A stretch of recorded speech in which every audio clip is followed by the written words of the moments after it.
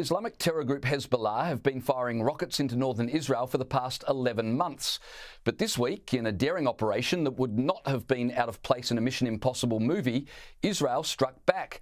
They exploded pages in the pockets of Hezbollah terrorists, and then the very next day exploded walkie-talkies in the hands of Hezbollah terrorists. I'm not sure who is now more nervous, the Hezbollah terrorists or the pigeons they'll be using to communicate with each other from now on. Joining me to discuss all of that and more is author and commentator Andrew Klavan. Andrew, thanks so much for joining me. Operation Grim Beeper was about as surgical a strike as you could make on terrorists. There are a few civilian casualties, which is always a tragedy, but dozens of terrorists were killed and around 3,500 injured. So help me understand Democrat Representative Alexandria Ocasio-Cortez, who hasn't said boo about Israeli civilians being subjected to rocket attacks for almost a year, but is suddenly outraged when Israel goes after terrorists. She tweeted, Israel's pager attack in Lebanon detonated thousands of handheld devices across a slew of public spaces, seriously injuring and killing innocent civilians. This attack clearly and unequivocally violates international humanitarian law and undermines US efforts to prevent a wider conflict. Andrew, the only reason you wouldn't celebrate the castration of Hezbollah is that you hate Israel and, more broadly, the West, right? Well, exactly. AOC has precisely two problems. One is she's a communist, and the other is she's an idiot. And those two things do happen to go together quite often. And what the left has done is they've invented this incredibly simplistic, ridiculous theory that they propagate through the universities that they now almost own completely in America. And the theory is basically that all relationships have nothing, no content to them except power. There's no such thing as love. There's no such thing as morality or sacrifice. There's only power. It's the only reality. And power is bad because it leads to inequality.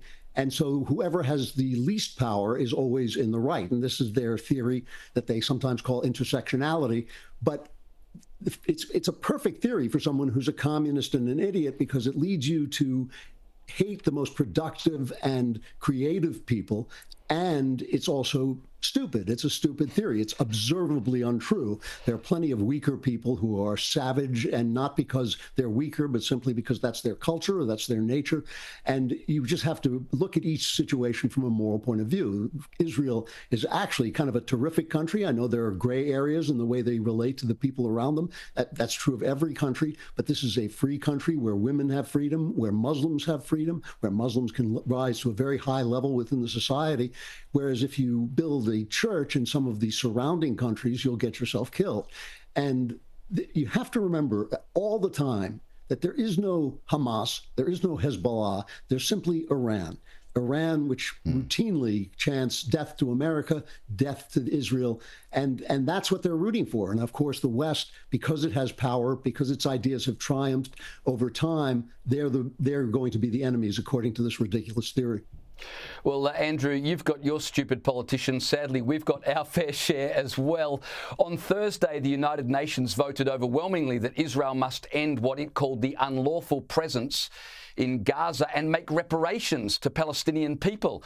This despite the fact Hamas just 3 weeks ago shot 6 hostages in the back of the head at point-blank range and continue to hold 101 hostages. Now, your country was one of only 14 that voted against the motion. Our own Australian government, to its shame, abstained. But do you remember when US Secretary of State Antony Blinken visited Jerusalem just days after the October 7 attacks, and he made these remarks? This is a moment for moral clarity. This is a moment where everyone needs to make clear that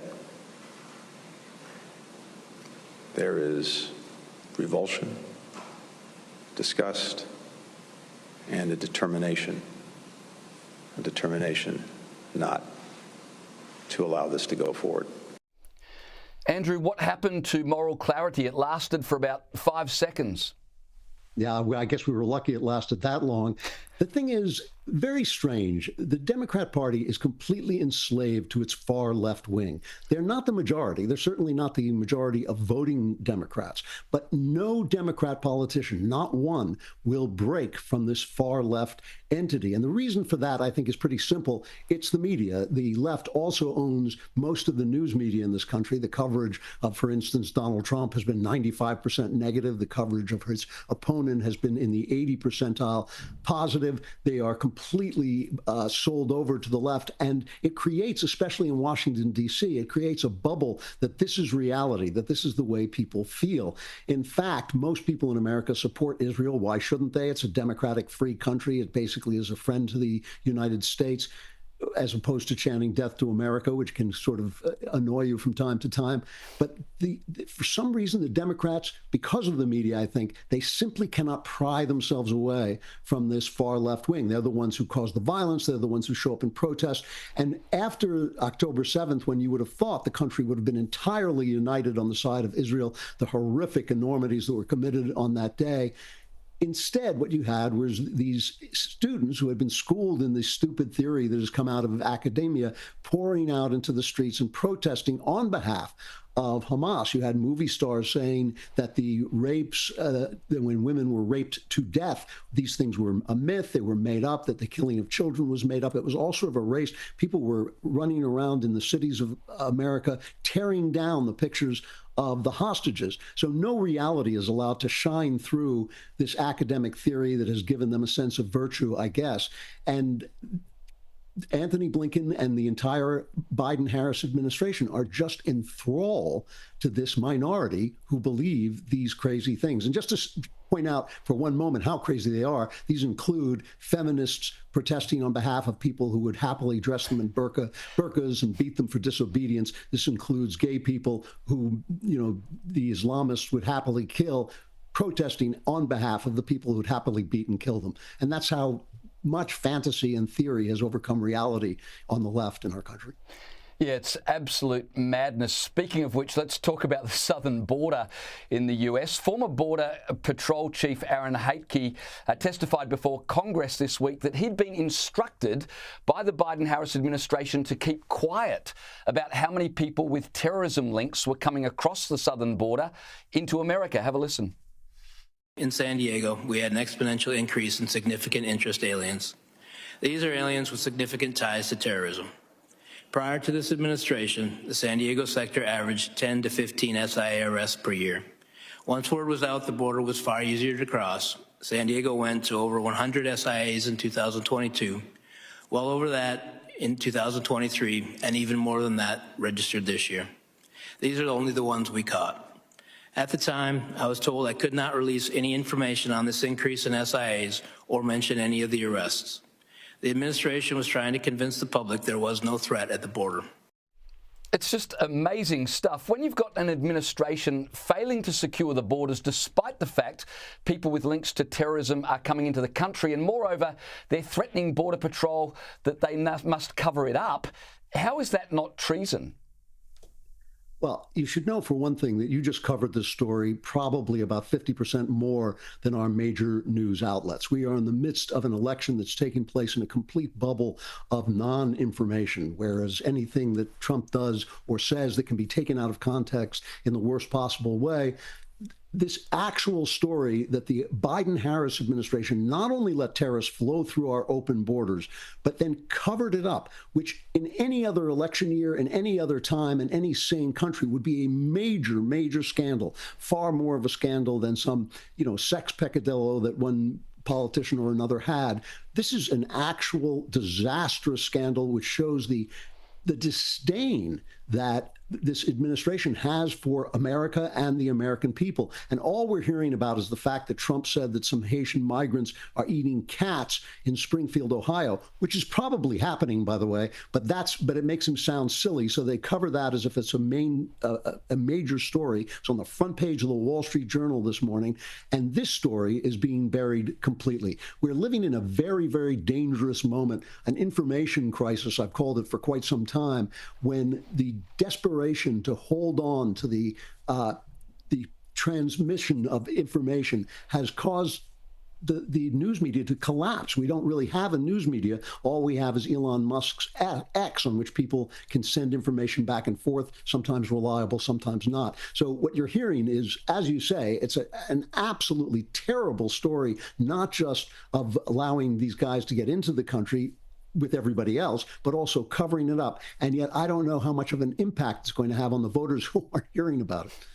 Well, speaking about covering things up, California Governor Gavin Newsom has just signed a bill outlawing digitally altered political videos after Elon Musk posted this satirical video of Vice President Kamala Harris. Democrat candidate for president because Joe Biden finally exposed his senility at the debate. Thanks, Joe. I was selected because I am the ultimate diversity hire. I'm both a woman and a person of color. So if you criticize anything I say, you're both sexist and racist. I may not know the first thing about running the country, but remember, that's a good thing if you're a deep state puppet. So Gavin Newsom has outlawed these kind of videos. Is it because he doesn't have a sense of humour, or is he worried people might reasonably believe that that's a legitimate video of Kamala Harris?